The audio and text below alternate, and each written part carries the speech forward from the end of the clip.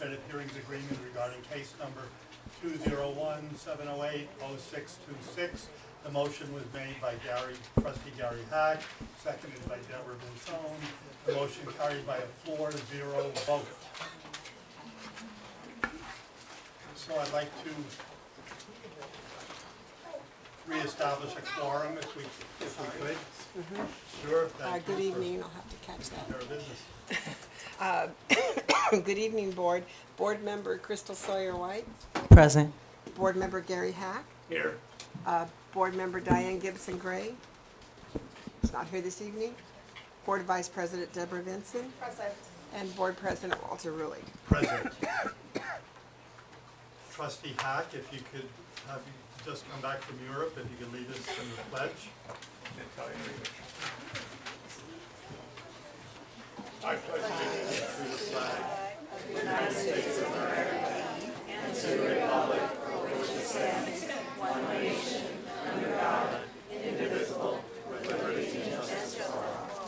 Thank you.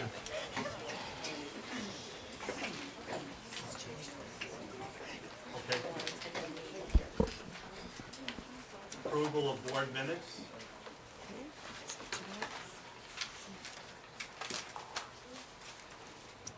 So, Trustee Hack wasn't here. I am going to move approval of the board minutes. And for detailed events of what happened, you can have our audio from YouTube of the meeting. Okay. I hear a motion to approve. Do we have a second? Second. We have a second. Trustee Crystal Sawyer White. All those in favor? Aye. Aye. I heard it. No nays, one abstention. Motion to adopt the minutes carries. That brings us to item number 4, superintendent reports. Yeah, so since the last time we met, I just want to recognize the victims of the horrible shooting in Las Vegas, and our thoughts and prayers go out to the victims also of the wildfires in Northern California.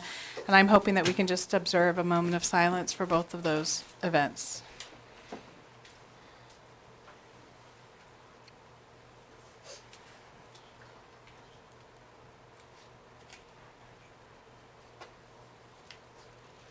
Thank you. Thank you. I also want to, if you did not get the auto dialer, school is, we made the difficult decision to close schools tomorrow due to the poor air quality.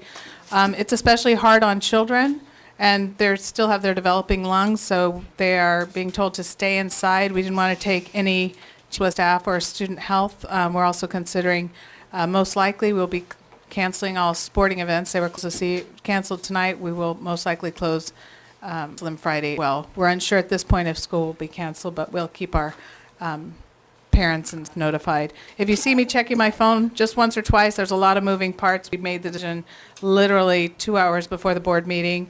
And, we've got things like transportation to coordinate, and what do employees do, and what happens if students come who didn't get the message, all of that. So it isn't that I'm not present this evening. It's just want to make sure that we've covered all of our bases. And then on a positive note, I just really want to thank, we had an amazing Girl Empowerment Day, and we had an amazing event at the Contra Costa County Fairgrounds, and thank you to the Antioch Rotary who helped sponsor it. So many community volunteers came out, and really it was to tell our young women that despite some of the stereotypes that they may see in media or just reflected in our world, that they can be and do anything that they set their minds to. So all of our 8th grade girls were there. It was well received, and I think hopefully we changed or touched a few lives who kind of look at their role a little differently and don't let fear stop them. So thank you again to the Antioch Rotary. Those are my reports for this evening. Thank you. I don't believe I'm mistaken that there's a group here from the sports teams. President Rulig, may I step in Yes. one? We do not have our student delegates this evening because, again, we didn't want to risk any kind of health issues. We asked them to stay home. But we will provide an update to the board in written form. But I did want to thank you for that decision you made. That is a difficult decision to close schools. Some people don't realize all that goes into that. A lot of people last-minute childcare and things, so it's a major decision to do that. But we're certainly in good company. County Board of Education just this afternoon said they're closing all their schools as well as Fairfield and Napa and Vallejo and quite a few other districts.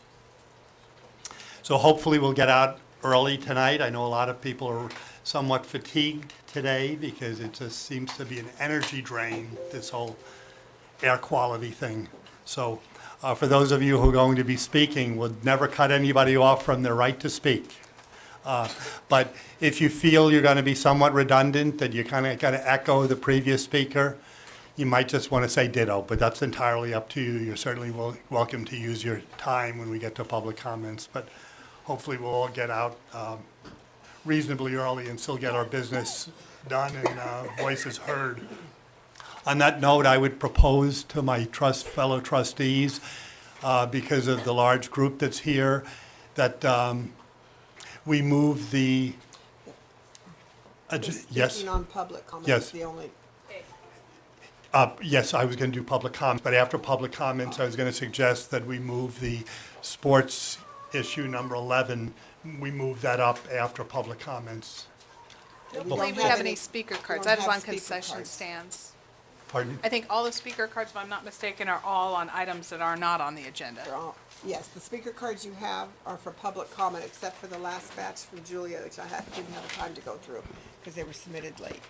Right, So actually, it's not on the agenda, but it's listed under item 12, number... 12, yes. Number 2, direct cost analysis for use of facility fees and custodial costs. but the- So it's for discussion. But the comment cards I got, I believe say public comment. Right, I understand what you're saying. Okay, if So you're saying there's going to be general public comments? that's what the request was, that's what I was Then the board clarifying. will If they still have want an to change opportunity. it, if they want to change when they speak, you can, Okay, Ask, but okay, they so they're going to be wrote for- integrated into this? Okay, yes, I believe so. okay, Thank you. Uh-huh. okay, that handles that then. So let's move to public comments.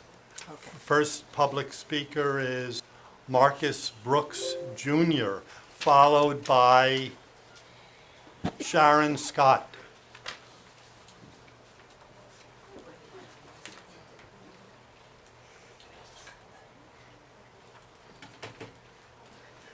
Hi.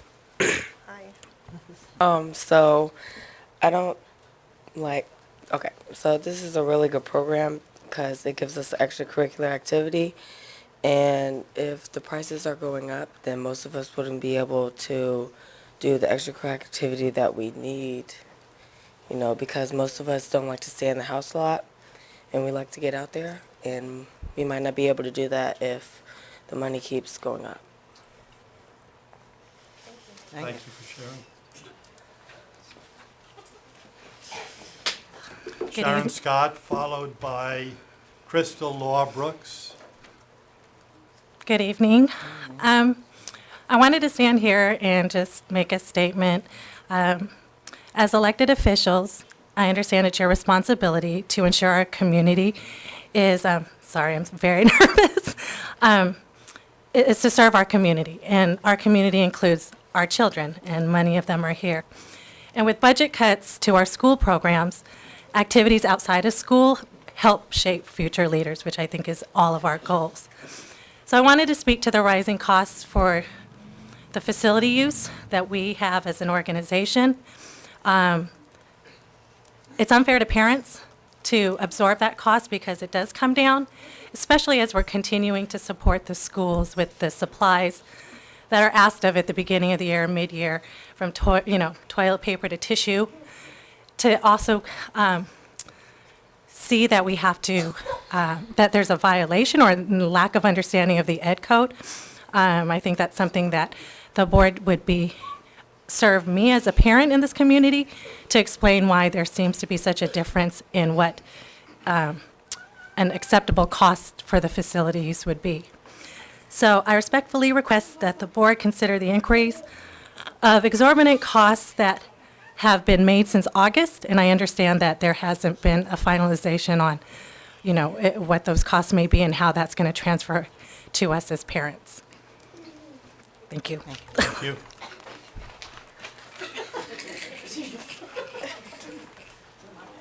Crystal Law Brooks, followed by Ariana Lombard. So I have 3 kids in the program, and really, we're just looking for answers. 2 years ago, if it wasn't for this program, we were homeless and we couldn't even afford it. So I had help from the director of the program to get my kids into the program, and it's really, really important to us. It's had a great impact on my children. We're in a position now where we can afford it, but not if costs go up. And as you know, if the costs go up from you guys, the costs go up on our end too. And this is a very, very important program for my children and all these kids here. And I would just asking you guys to please just take a look at it and take a look at your end to see how much you guys can help our kids in this community. We live right on Spanos and Sycamore, so as you know, it's a pretty bad neighborhood, and for my kids to just walk through that neighborhood, it's difficult. So to give them an extracurricular activity gets them into another limelight of things. And so just please just take a look at it. Ariana Lombard. Hello, Thank you. good afternoon, Board. I have something I want to share with you guys, so I don't know if somebody can hand this to, I made enough copies so that all the board can see what it is that I'm talking about. So there's 2 pieces each. So I just wanted to preface by saying I wanted to thank our Wolfpack parents for actually bringing their children out and risking their health for such an important cause today. I, too, am concerned about the air quality, but I'm out here because this is a very important issue that I have brought up to the board over and over again. And I'm actually tired of hearing myself as it, you know, you guys get lots of emails from me, or you're copying a lot of emails from me. I've communicated a numerous amount of times with Ms. Teresa about this matter. So I just want to get right to it because I know I probably won't have enough time, and that's the reason why I gave you guys some of the literature so that you can look up for yourself. But let's talk about what the Civic Center Act is. In the spirit of the law, it is to ensure that school facilities and fields are available to the public for acceptable use pursuant to the board policies and procedures. In order to promote the Civic Center Act, it is the intent of the legislator to encourage all school districts to maximize opportunities to make available and accessible public school facilities and grounds to their communities as civic centers. It allows the districts to reclaim reasonable cost associated with public use of school facilities and grounds. What are costs? Direct costs. Share of cost of janitor supplies, utilities, janitorial services of school district employees, and salaries to be paid to the district. Okay, so what changed with that? Senate SB 1404 amended the Civic Center Act to allow the districts to add a few more charges, which are called capital cost. Okay, that makes sense. Maintain, restoration of facilities, right? Still, the key word here is amounts proportional to the organization's use of the school facilities or grounds. Wolfpack uses the facilities 4 to 5 times a year for 10 hours a day. So let's think about the time that is being used. The California Department of Education supplies the district with a tool where all you do is put your numbers in and it tells you how much the hourly rate should be. There is no justification for what we're being charged. I've done the numbers myself. I've talked to somebody at the California Department of Education. We've gone over this. They even gave me a podcast to watch. There's something wrong here. There's something really wrong with being charged. So what I gave you in your packet is a calculation and a methodology of how each category is calculated. I wish you guys would use this tool.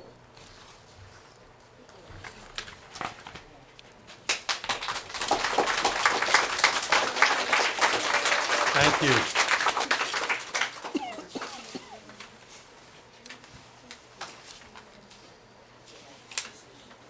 We're going to get back to this and discuss on item number 12, which will be on us sooner than you think, because a lot of these items we have nobody speaking on, so we're moving along pretty quickly here. Item B, individuals address the board regarding items not on the agenda from district employees. I don't see any cards, No. so we're going to move from that to district report number 7. We have none. That brings us to item number 8, hearings. We have none. Public presentations, item number 9, we have none. Brings us to item number 10, consent items. Are we going to have anything pulled for questioning or other reasons? Board President, we do have revisions to F and G, the certificated and classified human resources reports. Revisions F and G, okay? Okay, Mr. President, I would like to remove letter E and I E and Remove. I for discussion. for discussion. Then I have a comment on the purchase order report, letter B, and the accounts payable batch totals report. I'd like to pull that, number D, letter D. Okay, we have E, I, B, and D. Question. Okay, let's see. Trustee Sawyer White, do you want to start with E? Yes, I noticed on, it's listed Antioch Charter, $17,890.24. It didn't specify for what. And also Holy Rosary, I want clarification, is that the private school that we're providing software? It says reading some type of software program or something. I think I can answer that. Under the federal programs that we accept Title I funding, Title II funding, we must make available to students who live in our district who attend a private or charter school. We must provide supplemental services to them as well. So that's most likely what that is for. So Holy Rosary Yes, is a private school. yes, get an apportionment of our funding. But it flows through our books, if that makes sense. Okay, but Antioch Charter didn't specify, it's software. It's like, We can look into that and get yeah, back I to mean, you for it just sure. didn't say what was spent for Ms. Antioch Santa Maria, Charter. would you get back to the board on what the specifics under that are? Thank you. Brings us to item I. We have a speaker card on that before we let Trustee White address her concerns. Oh. Julia here?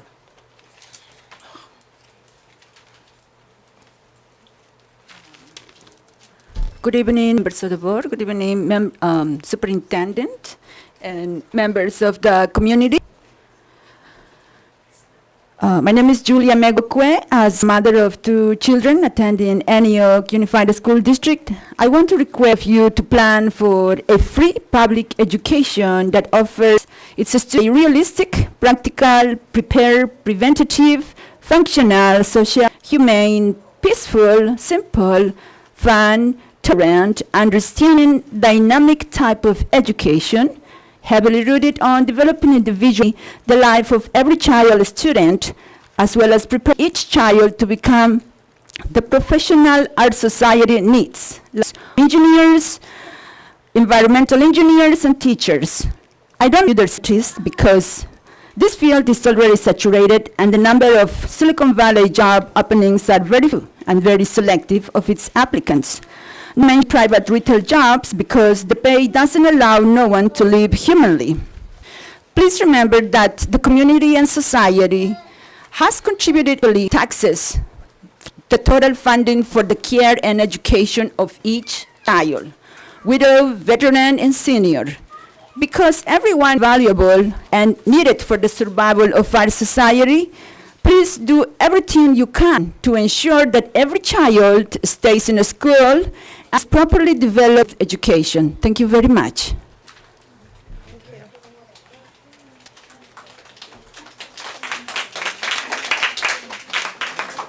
Trustee White, did you have? Oh, there seems to Concerns be of a typo. The school year listed on this contract just states 2016, 2017. No, It you're did not say absolutely correct. It's a ratification. What it was is the contract for this particular service agreement came before the board, and we exceeded the amount, given the services that some of our special education students needed. So you're right, it does at first glance appear to be a typo, but it's absolutely correct, as this is a ratification. Oh, I see. Yes. Okay, thank you. 10H, Julia has a speaker card.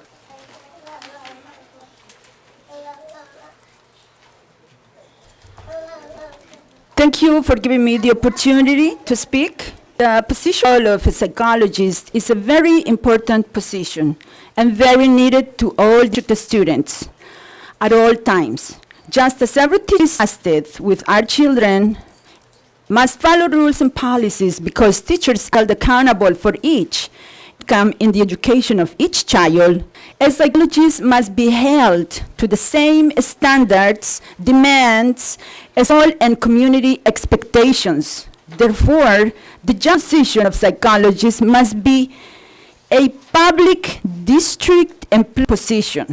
The psychologist must be a credentialed teacher in psychology, and the proper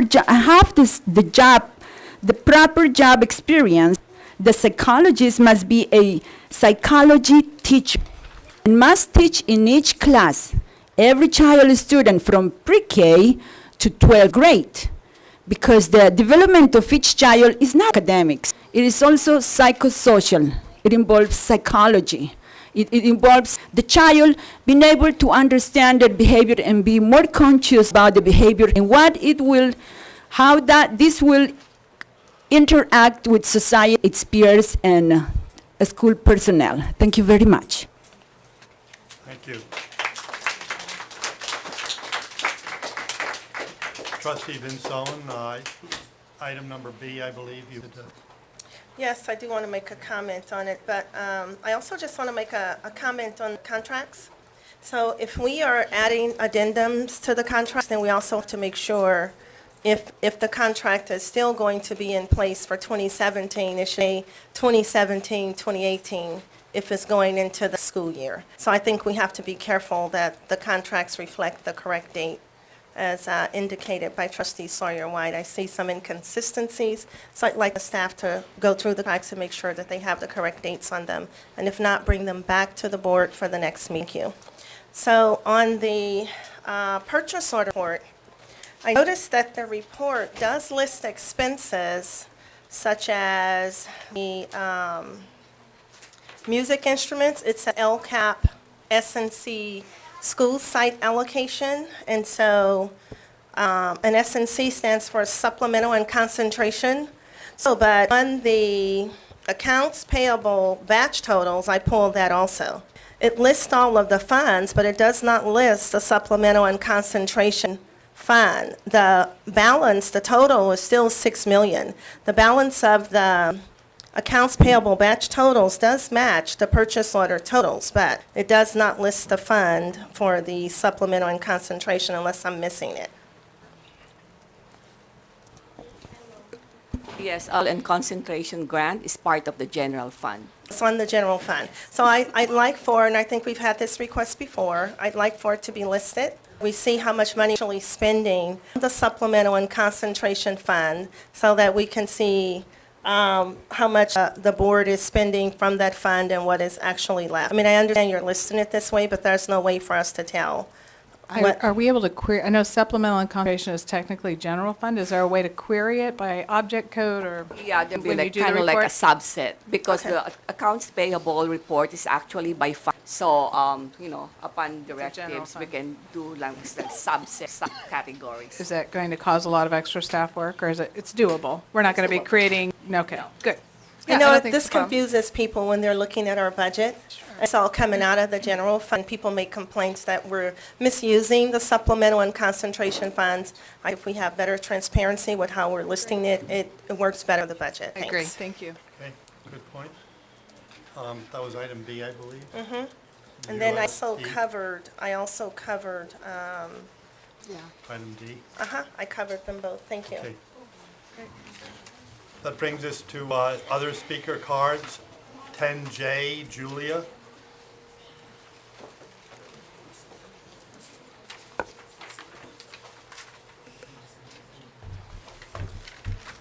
Thank you very much on this, for the opportunity to speak.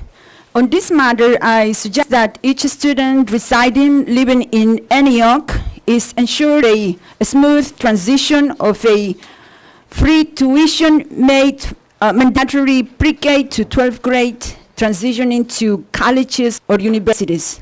We should always think that the schools, the colleges that these Antioch school districts are transferring after they finish 12th grade, they are transferring to community college or the state universities.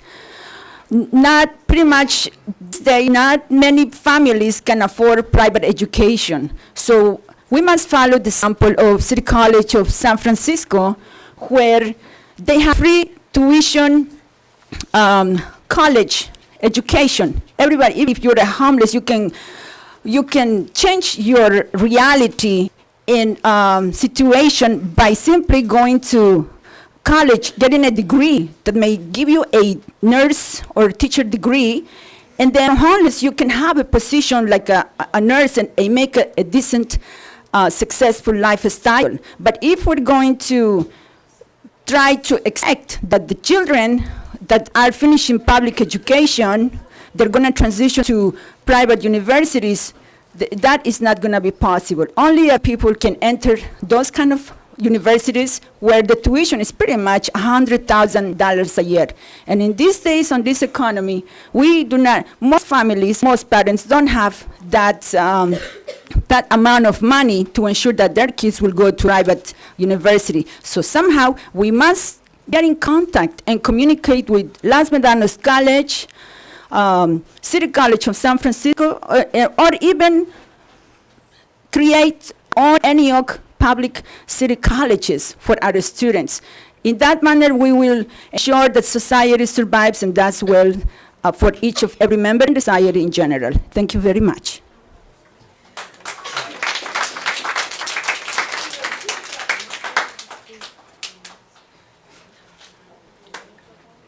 We have one more speaker card. 10K, also Julia.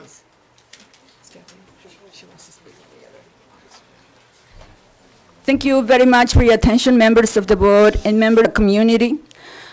Pretty much as on the previous point, right? This Nova Southeastern University Incorporation is located all the way in Florida.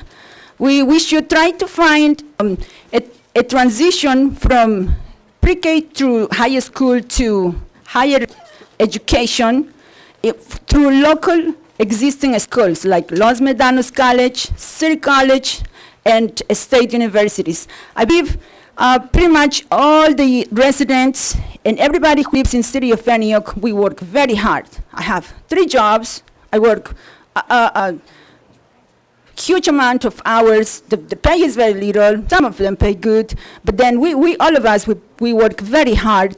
So, and we fund the public education. I believe that we have such taxes, we could really offer to each student, regardless if this student comes from a homeless family or foster home family or wealthy family, for each of those childs to attend free public education. And they could just do it. It is less stressful if these higher educations are located in the city of Antioch or near the city of Antioch.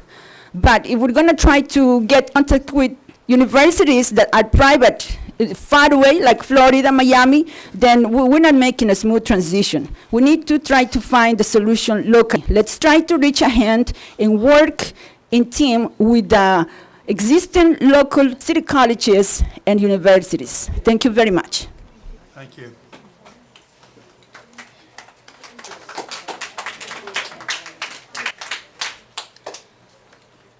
That brings us to the end of speaker cards. Do I hear a motion to adopt the consent items? So actually, let me just ask, can we get a response about item K and why the university is from Florida?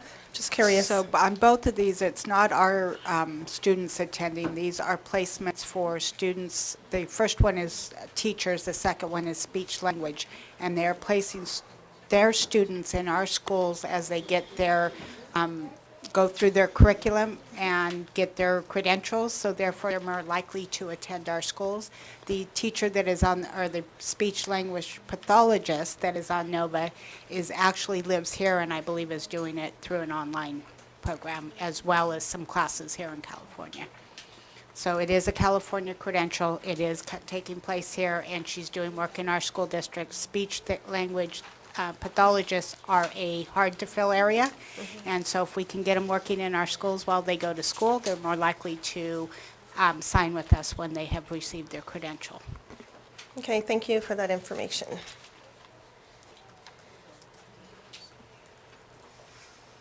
Do I hear a motion to adopt? So moved. Moved by trustee Vincent, I second. seconded by trustees Sawyer White. All those in favor? Aye. Any opposed? That motion carries 4-0. Trustee Gibson White absent. The consent- Gibson Gray. Gibson Gray. That sticks in my mind. So we move to item number, we would normally move to item number 11. Item 11 has been removed from the agenda. It's being moved onto the state level Personnel Commission, which brings us to item number 12. Items for discussion by the board. Concession, item number 1, concession stands. So I actually wanted to put this back on the agenda because it was not clear to me if we gave permission to Wolfpack to use the concession stands, or are we still trying to manage that issue? And so I just wanted to have a discussion about it and talk about what decision we've come to as it references the concession stands. Yes, we did allow them to use our concession stand with the provision that one of our student nutrition services department nutritionist will be there to see if they adhere with the guidelines identified by the Department of Health. And so they were allowed to do that. And then eventually we will, when we have extra money, we will be able to repair or make improvements on the concession stands so that we will be more compliant with Health Department. Okay, and what school location? Anyhow, Antioch High School? Okay, so because I thought a previous discussion happened with this, and I thought that someone from our staff actually helped them obtain their permits needed for the concession stand, so there really should have been nothing else for any of the district staff to have to do, if I'm understanding it correctly. I know extensive time was put into one of our previous staff members working with the owners of Wolfpack to make sure that everything was in place. So I'm a little bit confused why we had to start over, and that's why I wanted to have a discussion about it.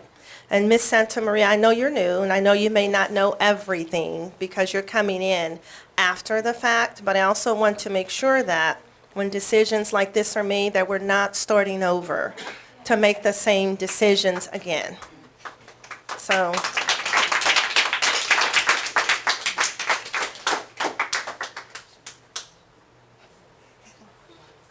So we're done with that issue, and I'm going to issue number 2, which There's is, a comment card. oh, there's a comment card, I'm sorry. Ariana Lombard. Okay, so I just want to continue kind of where I left off at, because we've been dealing with this issue since August, and it's now mid-October, and we still don't have any resolution on it. So I don't think we would not be here if there was communication and transparency. Communicating our district new fees was one of the ones that should have happened. Timing matters. Organizations, facility users are already collecting their own fees for their programs based on last year's fees. Unless the district already notifies you of new fees earlier, the Wolfpack were notified about an increase in fee the last week of July. Well, our season starts the beginning of August. So we had no time to make changes accordingly to fees that you're going to raise. So we didn't even have a chance to maybe sit down and have a discussion about it, nothing. So that's not fair. Timing is huge when you're dealing with your stakeholders. Relationships matter. Our district and our community has to continue to be comprised of people who our district relies upon to approve facility bonds and partials. Those are all the people behind you. We're the ones that vote for that type of thing. So you have to keep the relationships good, right? Educating matters. Provide information to your users on SB 1404. What does that mean? What does that look like so we understand that? Don't just crash fees upon us and then expect that we don't have any rights, because we do. We do matter. We are stakeholders and we need to be respected as such. Again, include us in the process. We would not be here at this moment if we could sit down and have a conversation. When the fee thing came up, there should have been an open conversation with the stakeholders about what that looks like, so that we can gear ourselves and make preparation for letting our parents know that potentially fees may go up. This was very dysfunctional, and it should not be that way. We are asking for transparency. We're asking for an equitable, fair eye to look at these fees and make sure that we are being charged appropriately. There is no way that other schools are being charged $700 for the whole day, and we're being charged $2,286 per game. We are only using it 10 hours a day for 4 to 5 games a year. This doesn't make any sense. Somebody has got to do something about this.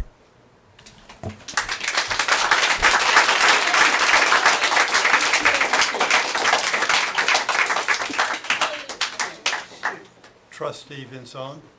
So, Mrs. Lombard has done a tremendous amount of work to do the research and to provide us with the tools that we need to be able to look at this issue as far as the costs for use of facility fees. And so, once again, I'd like to say that to Ms. Teresa, that you were hired after the fact, and some of these issues had been worked out. So here's another issue that concerns me, because we had a very competent staff member that I thought sat with 2 other board members to work this issue out as far as fees is concerned. So I don't know what process we're using to determine the fees, but we've been provided the info by Mrs. Lombard from the California Department of Education. I did print the analysis, and I did print the other document that was sent to us that shows our cost and the cost of what happened from the other district. And because we're in the surrounding school districts and within a certain proximity, I'm just a little bit concerned as to how we calculated our fees and how we arrived to this amount. The other thing that I want to say is that we had a presentation on the facilities, and when you look at Lafayette, San Ramon, Acalanes, all these other surrounding school districts, they don't have the population that we have in the Antioch Unified School District. So I think in order for us to make a fair comparison and a fair analysis of what the fees would be, we'd have to consider what is before us as far as what the CDE would outlay for us in terms of what we should charge. So I actually brought this on because I'd like for it to be resolved, and I'd like for us to not keep coming back with this issue. We've been dealing with this issue actually since I've been on the board. So I think we need to really put some energy into immediately trying to resolve this and make it a priority. These are our children, this is our community, and we owe them that.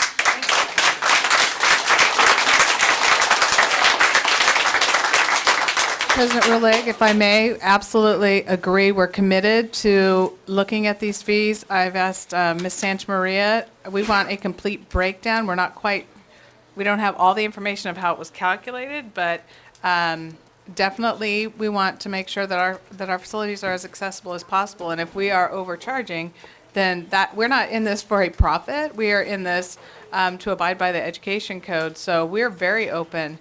And we hope to have a resolution very soon. Do you have a timeline on that, Ms. Santamaria? Yes, actually, I'm just waiting for a couple of answers from Jeff, which is our Director of Maintenance, Operations, and Transportation. I have spoken with Ms. Lombard several times also. In fact, the latest was this morning. And I told her to give me the names of those people from the CDE that she spoke with so I could speak with them as well.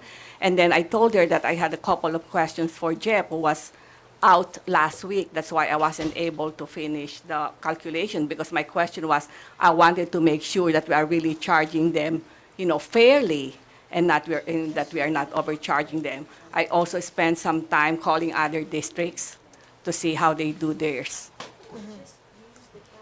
And So, I just want to. go ahead. Yeah, I was newly elected, and I spoke to some parents in regards to increase of fees, and to my understanding, we did not vote on increasing the fees. I was totally, I was pretty stunned about that, because that was my understanding, that we did not vote as a whole. Is that my understanding? That is correct. We did not President. vote. However, To I want to increase the remind you fees. that you did have a presentation. Normally, we Yes. don't come to the board, that's pretty much an administrative function, not a governance function, as far as raising a fee. At that point, we didn't hear any concerns from the board, which we're hearing now, and we're happy to look at, absolutely, if whether or not it's appropriate. So, again, we're committed to this, and that's all I can tell you. We apologize for any delay. And hopefully by the next board member, we will have a board meeting. In 2 weeks, we'll have a resolution for you.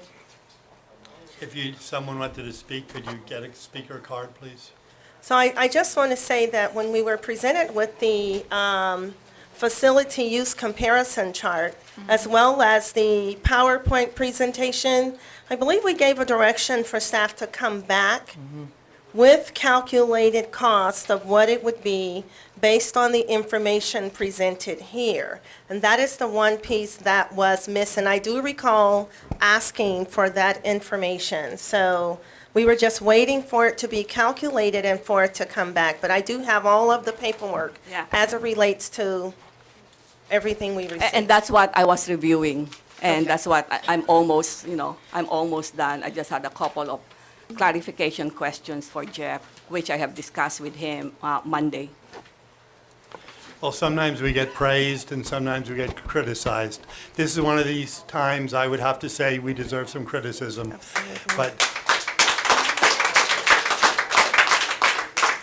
But I would like to clarify, I don't believe it's from intent. I don't think anybody sitting up here wants to sock it to our kids in sports. I think it's just more, the delivery of this has been rather slow, a little bit confusing. So I think we can improve upon that, but I have every confidence. Some people might say I'm overconfident, but I don't believe so, because in the final analysis, we do have the right as trustees to set direction. So I think in the final analysis, people will be satisfied. I was one of those members that Trustee Vincone talked about, one of the two members who did sit in a year or two ago. How time flies, it might have been 2 years ago, but it was a while ago, with Trustee Terry, Alonzo Terry. And we did renegotiate, I think, to everybody's satisfaction, Yep. a better accommodation. So things have kind of maybe slipped a little bit here and there, so time to have the review. But that's what we're doing, probably later. It could have been done a little bit sooner, but a little confusion there. But it will happen. And I just want to say thank you to Mrs. Lombard and everyone for your patience and persistence, for just ensuring that we follow through on the delivery of this. And I will also, take a look at the CDE calculations and look at what they are recommending. And what I'm really hoping is, if there's errors on this district's part, that number one, we make that right, and we make it right within a reasonable time frame, whether it means refunding or crediting or whatever the case may be, we must make it right.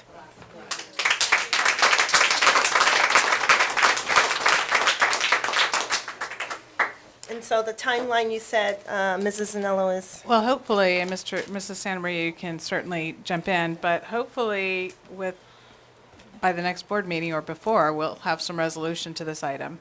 Was that a fair assessment? If not sooner. I mean, I don't think that, so given that it's been delayed this long, I think we need to fast track the item. I agree. And thank you all for coming. Yes, That's- thank you. Yes, thank you so much. That's, Your children that's are beautiful. That makes a statement, and that's great. Oh, We have a card here from Kim Scott. Good evening. I wasn't going to speak. I was going to try to just sit in my seat and just let the meeting go, but I just couldn't. I want to thank my parents, and I do want to thank you guys for taking the attention and the time to look at what's been going on in the past, and let's see what we can do to rectify the future and get things right. What I did want to bring up is that a lot of the relying on information from Ms. Santa Maria, because I'm copied in on the emails as well, is, she's relying on Ms. Lombard to bring these issues to her or give her information. There is one number that you call for the California Department of Education that she can call and ask about Civic Center, the Civic Center Act, and that information, it's one person there that can give her that information. So my point is that we as a community shouldn't be taking our time away. For me, I have a full-time job. Ms. Lombard works 2 jobs, but she's putting in a lot of time and effort and stuff as well. And again, Mr. Rulick, this has been going on for a long time, and it, as a leader of the program, it doesn't make me feel good to have to put those expenses on my parents or anything like that. We want to be able to give, a program for these kids to grow up into and pass it on to them when they go to high school. They be prepared, and that's really what our goal is as the Wolfpack. My parents has been great. With understanding, but it's getting a little bit old. So we just kind of want to, get a resolution. I thank you, Ms. Anello, also for getting a timeline together for us. But really, I just got up to say, basically, don't rely on everybody else to get the work for you. You got to get the work for yourself so that we can get a fair analysis of what's going on. We do want transparency. We want to answer. And we want it, when do we want it, you guys? Yeah. So thank you very much for your time. Thank you.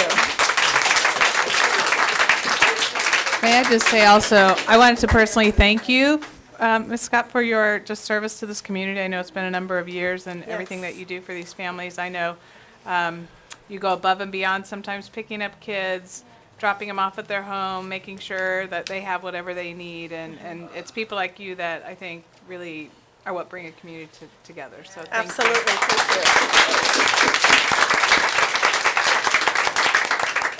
you. And then I want to say to, Ms. Santa Maria, I'm willing to sit with you and help you. And, we can work, if you need any help, just let any of us on the board know, and we'll make the time to come and help you. So thank you. I can personally relate to this because my son was a Boy Scout and they got driven out of school because they couldn't afford the fees. So luckily, there's a few churches in Antioch that helps out with that, but it's, we understand it's not easy to make these kind of payments for the kids. Okay, that brings us to the next item, which is Board Policy 9240 on board development. Yeah, so I wanted to bring this up for a discussion again because the Board Policy 9240 has changed immensely in terms of payment where board members are required to front the money up front. And so I'd like for this to be changed so that any training that will accept a purchase order, that we be able to have them send a purchase order to the district so that a board trustee doesn't have to front, say maybe $500 to $1,000 upfront to be able to go to a training for board development. So this policy kind of takes that away in that we have to do our own, I understand we have to do our own, research on hotels and booking and then submitting the receipt, but people will allow a purchase order to go through, and I think we should make sure that this policy reflects that, that's okay to have a purchase order be sent to the district. I just need direction from the board if they'd like to revise the policy to include that. Did you have something? And Ms. Blaichie handles some of the reimbursement, or? The board policy reflects the same policy that employees follow. if you purchase something, you can instantly, you just need to put in the reimbursement form, the same as employees do, and you are reimbursed from your account of $3,000. So you're not asked to front anything or do, it's just a matter of registering, paying, and then submitting your reimbursement costs, and they would be taken care of within 2 weeks. I know we're saying It's the same as what. think I'm- it's the same paying as up employees. front as far as like this conference that's coming up, you know, the hotel and things What like that. We conference? would have the conference at CSBA. No, I've taken care of all of that for you. Okay, well, in regards to also governance training, you know, I have about 3 more classes to go, and But the she's referring to the hotel costs for that as well. So actually, So what we have I'm, to put what that on I'm our credit referring card.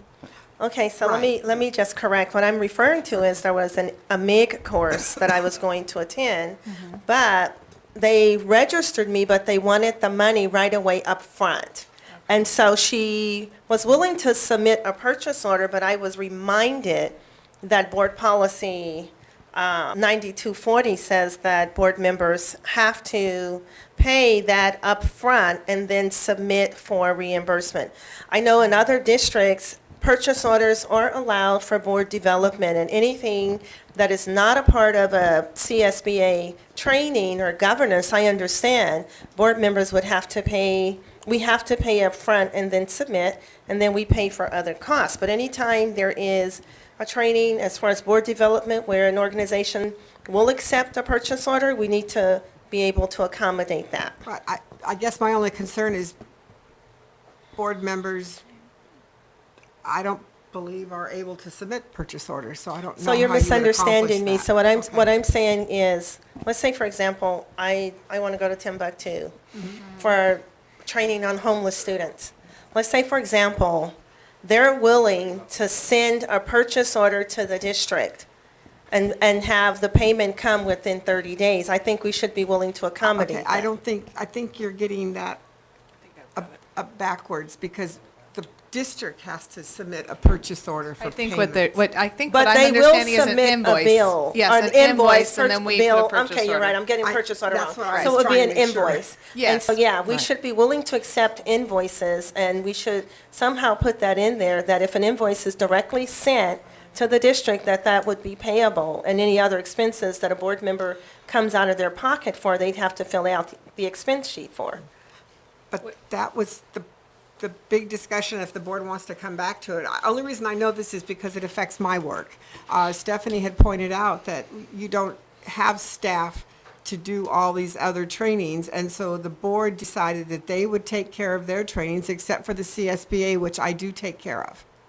That was Right. in previous board. Okay, so this would be CSBA, any No, the training. CSBA conference. You mean the annual main conference, But got trustee it. Vincent is suggesting The that governance? we do Right. all the government, anything under CSBA. So I Correct. just Well, that would need have to come back direction, to the if you board, would yeah. like me to bring the policy back for a vote by the board with those revisions, that would be kind of the direction I would need.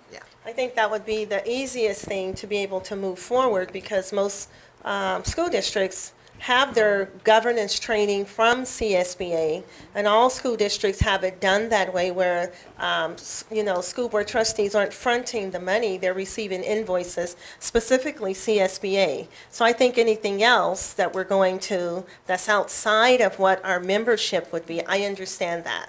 And so what I'm trying to do is just make it easy, so, I think that's fair and reasonable. I agree with that. That's good. And of consensus, Mr. Hack and Ms. It's Sawyer-White? fair and reasonable, as long as what the allegation or the statement that other districts do it that way. I don't know the answer to that question. I don't either. So maybe to look into that. Yes, what we can do is, if And I the spoke board to is, Pittsburgh specifically, that's why I said that, right. what we can do is go ahead and bring a revised policy forward for the board to discuss at first reading, and during that time, we can have that information for you, if that's the consensus of the board. It seems like it is, based on the nod I'm seeing from Ms. Sawyer-White. Is that correct? Yes, Yes. that's correct. Okay. I just think it gives us more opportunity to complete the governance training before our term is up. Okay, I will try to have that for the next board meeting if possible. Okay. Well, For it's so we first can do read. a better job as board members, really.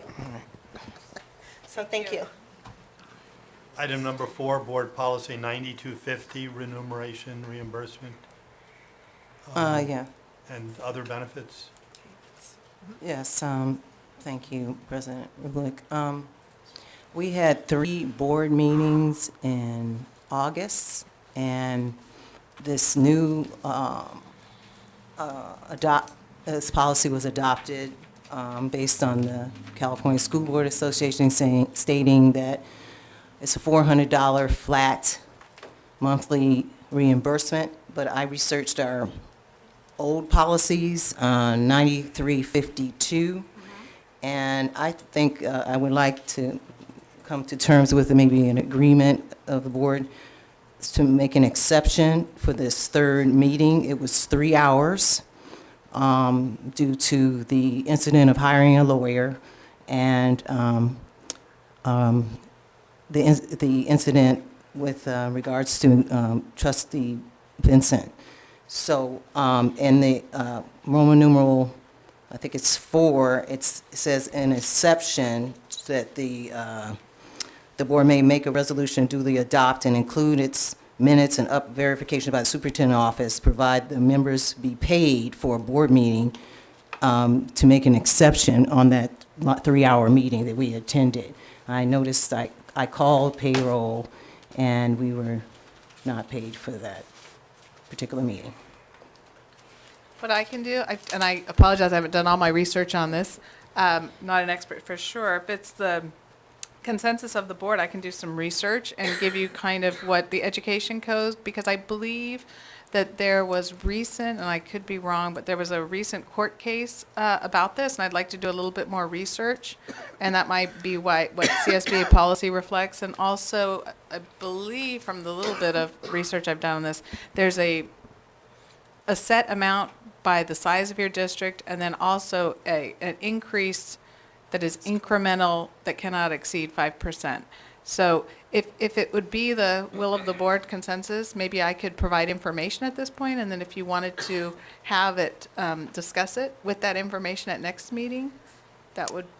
Yeah, I was referring, it's not just the California School Board Association, it's the binder that I received regarding the policies. Yes. Of 9352. Yes, and So- it might have been changed based on that court case, is kind of what I'm saying. I'm Why we sorry. don't have the 93, I'd like to do a little research if Okay. that's good with the I have board. some initial thoughts on it, but Sure. I'll hold those until the research. Okay. So I do remember researching initially when I first arrived on the board, and there is a calculated amount based on the number of schools in the entire district. So there is that calculated amount, and I know I have that data at home somewhere because I researched it. But I think what I find to be rather interesting is there are districts that have less students ADA than we do, and I think they receive more. So I don't know what the percentage is or what they're doing. I've had some private conversations with board members. I don't know if it's per meeting or if there is a percentage of a calculation. So it's, I'd be it's happy to interesting. research that and Get that Yeah, I would agree. information. If that's a concern of the board members, then research is the beginning Okay, point. and once you have the information, if you still want to discuss it as a board, we'll bring it back, and you can give direction to staff that you want it changed, or, does Actually, that when- sound good? During times like the superintendent search, we sometimes meet 2, 3, 4 times in a week. Yes.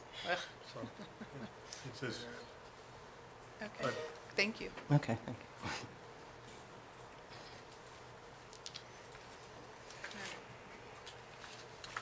Item number 13, resolutions for first reading, none. Item 14, resolutions for immediate actions. Resolution 2017-18-10, sufficiency of textbooks and instructional materials. We'll be addressing that. That would be myself, I suppose, since I'm sitting over there as well. This is the resolution, you remember we had the hearing last week on the sufficiency of textbooks. At that time, we had no speakers, and it was also confirmed that sites had the requirements that required by Ed Code, and it is also required then that we follow up with a resolution, which is what you have before you this evening. So, I think I've looked at this resolution, but I think that we also had an issue with a specific school site not having books by a certain time. So I guess, how does this help rectify a solution like that? I think the intent of the Williams Act was to make sure that there were levers and checks and balances in place to prevent that, which I think in this case, it did have us go out and check to make sure everyone had the textbooks they needed, and we were able to get them in the classroom. Okay, I know there was just a huge delay, and I don't know if it was mail or what it was, but Yeah. I think in the future, I assuming that this addresses that, and that teachers shouldn't have to wait 2 and 3 weeks for books, whether they're And I- delayed in mail or whatever. I'm I just think it saying could that be this, a new classroom that opened, okay, is what that particular issue was, but Okay, you're great. right, they should not have to wait. Completely agree. okay. Item 14A, Julia.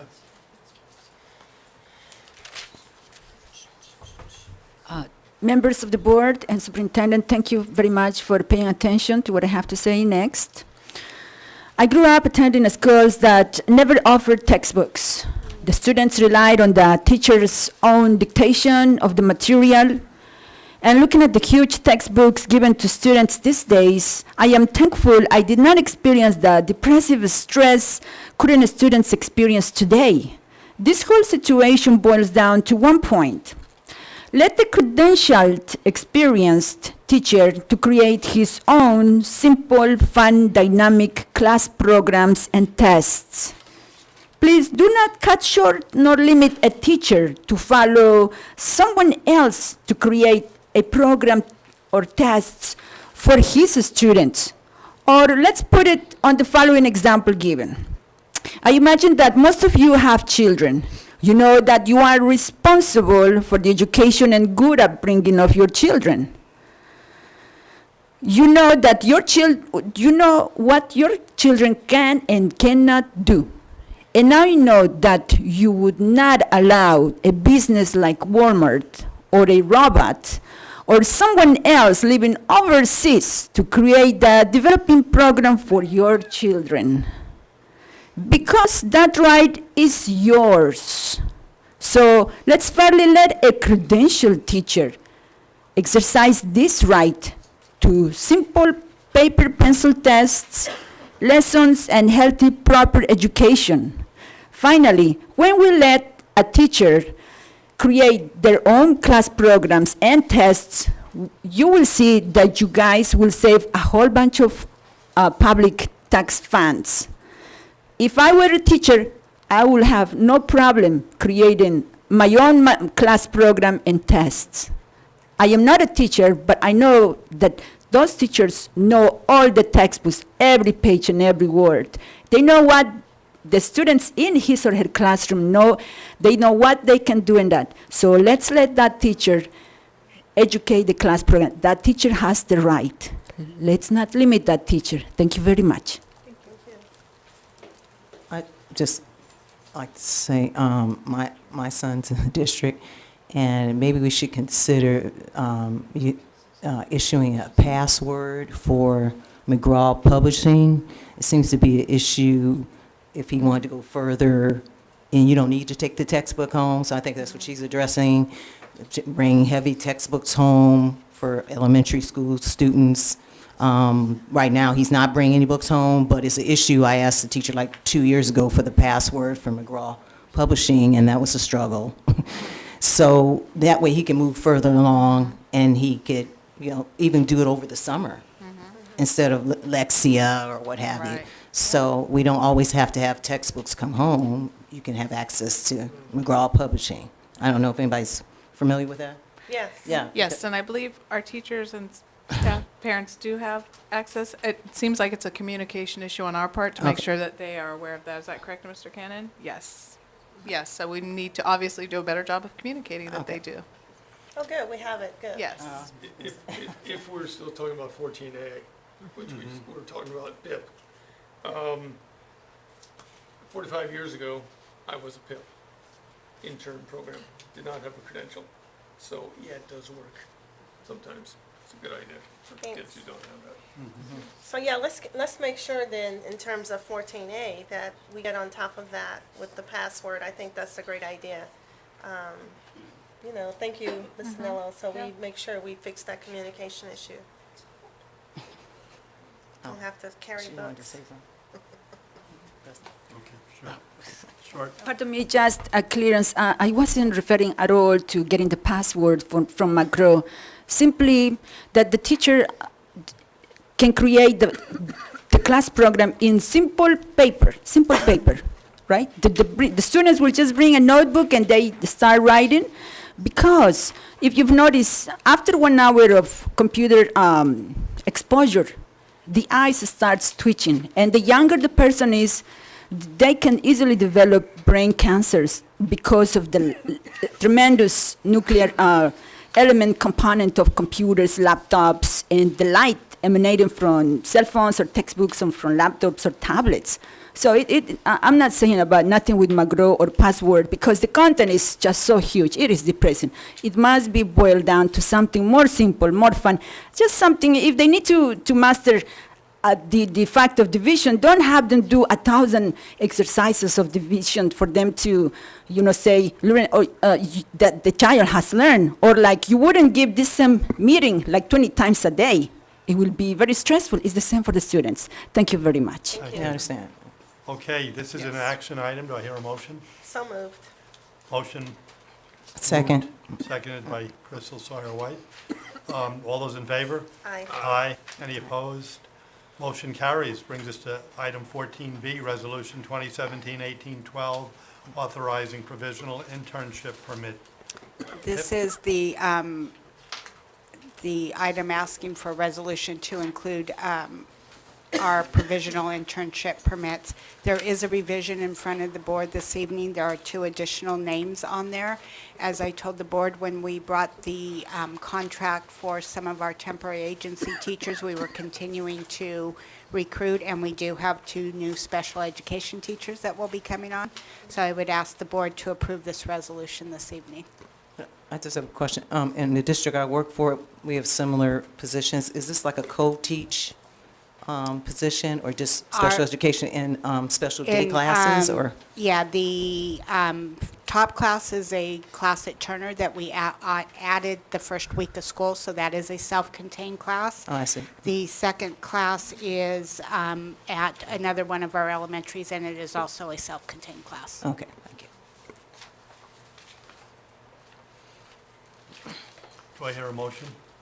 So moved. Second. Moved and seconded. All those in favor? Aye. Aye. Motion carries 4-0. Item 15, resolutions for second reading and actions, none. Item 16, board policies for first reading, none. Item 17, board policies for second reading and action. Board policy 1312-3, uniform complaint procedure. Both of these came before you. This is required by the federal program monitoring, both of these policies, and there is a timeline. And this is for second read. We ask that you adopt it this evening. So just a quick comment. Did we find out whether or not we had to make any special accommodations on site for married, pregnant parenting students? Board policy 5146? I think I put that question out at the previous Yes. meeting. Do we have to It's- do anything special to any of our campuses? What's the question? Yes, it is at the end of the board policy, the second paragraph. That's what I'm understanding. I don't understand what you're saying. Kelly's not, it was already in Right. document. Okay, I'm sorry. Yeah. So the accommodations you're talking about were previously already Okay, thank made. you. Just So, wanted to- thank you. yes. Are we moving on these collectively? Yeah. These two? It's- Item 17B, though, we do have a speaker card. Julia?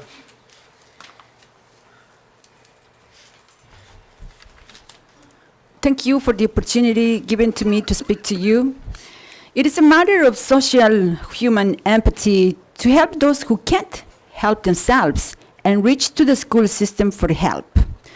Please help young single, married, divorced parents to be self-reliable, educated, guided, prepared with at least vocational jobs, or even better, with professional jobs.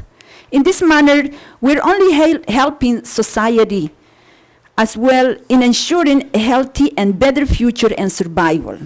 As you know, the recent natural disasters in Miami, Texas, Puerto Rico, the fires in our state, the high numbers of addiction and crime in our country have made it so clear that we don't have enough doctors, nurses, teachers, environmentalists, architects, and habitat constructions engineers. And we could prepare and give free education to these young adults to fill up in our society's needs for doctors, teachers, etc. Example given, as you notice that we have plenty of fires in California, we can say that California is on fire right now. And after the fire is over, there'll be a lot of people that have no homes. But if we were to teach at least these young adults who are single moms or single dads or recently emancipated adults to be able to create and be self-sufficient in making their own tiny houses, we will ensure that that person at least have a roof on his or their own head. And tiny houses are not very complicated to do. We could teach them. They will learn. They can learn. People can learn a lot in it. And that's the way we can help them be self-reliant. Thank you very much. Thank you.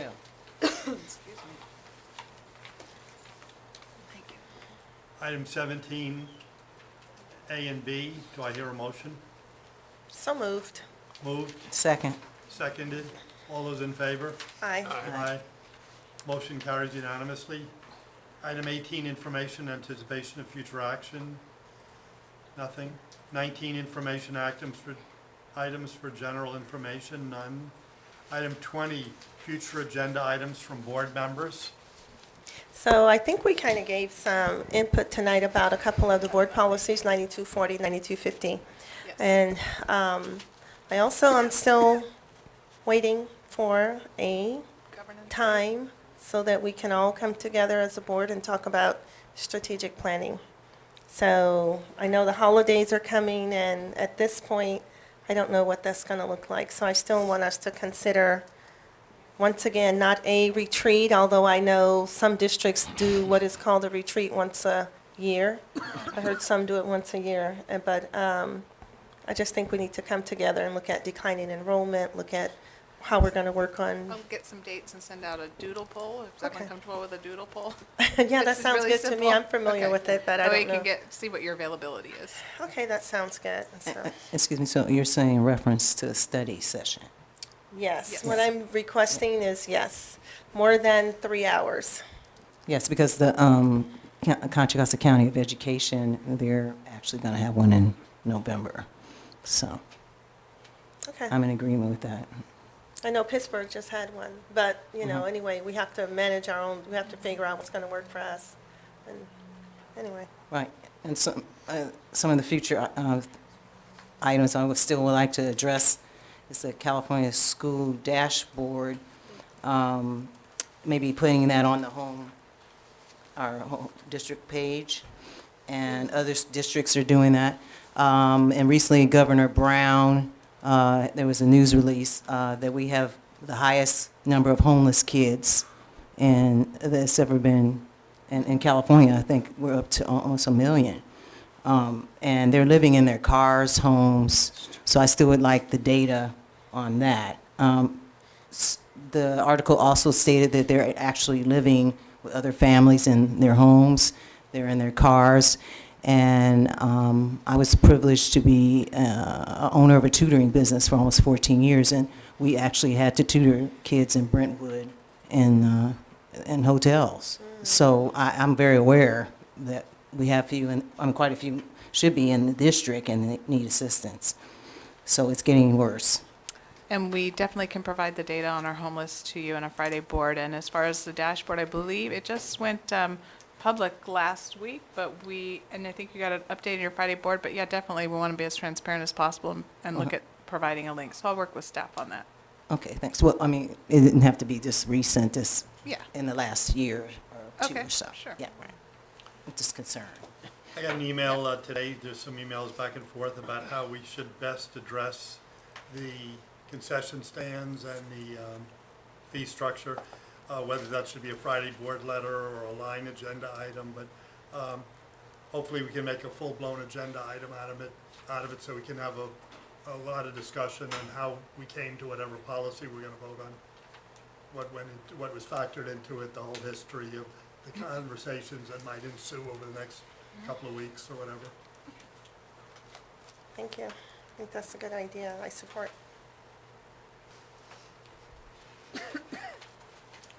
Item number 21, additional comments. We don't have any of those. I see reports from board members, item 22. So actually, I'm very happy that the reserve cap, there's an email that went out about the reserve cap, that the limit has been lifted. So I think that's really good, but I also think that we need to continue to be smart about how we're managing our budget so we can make sure that we stay on top of things for uncertain times. And I'll find the exact email and get it to you, but everybody's pretty happy about that. It says, oh, here it is. It says the reserve cap fight is over.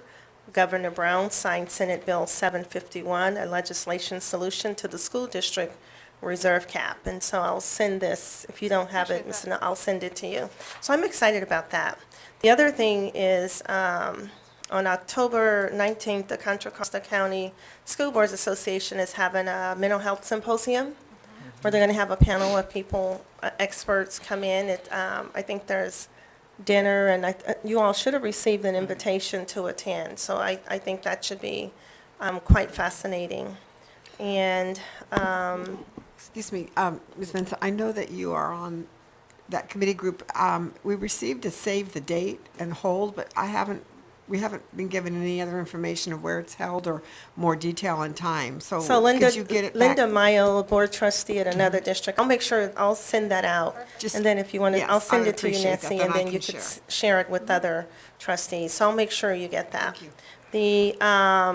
The other thing is that the holidays are coming up, and I know that our staff always put together packets and different items for our foster and homeless youth. And so this Saturday coming up, I'm going to do sort of a book fair fundraiser for foster and homeless youth. And also, some of the proceeds will go to some of the families impacted by Hurricane Irma, Nate, Maria, I mean, you name it. It's just been one disaster after another. And so a portion of those proceeds will go to Red Cross, and the rest of it, I'm hoping, we're getting kind of a late start because of the shock from all the fires, and everybody's just really worried about families. So there will be a book fair on Friday benefiting our youth. I'll be there, and we're going to do an online book fair, and hopefully we'll raise some percentage of funds, which will help offset some of the money that the staff spend out of their pocket during the holidays for our students. So I'm very excited about that. It'll be at Barnes & Nobles from 2 to 4, but the book fair sales will be all day. And this will be my third annual. When my daughter was a music master, I used to raise a lot of money because we had quite a few students that were, families couldn't afford to send them, even though they were a high-performing group. We had to raise money to be able to send the students to Hawaii. So this will be either my third or fourth event, I don't remember, giving back to students in Antioch. So I'm very excited about that. And I'll have to get that invite out to you guys. I got to share, last week, I got back from Italy on Wednesday and went to a memorial service on Thursday at Sutter for Cindy Cronquist, who passed away very quickly from brain cancer. Took her daughter to college, and within 3 weeks or 4 weeks, she was passed away. I taught with Cindy when she was a brand new teacher at Sutter, and she was in kindergarten.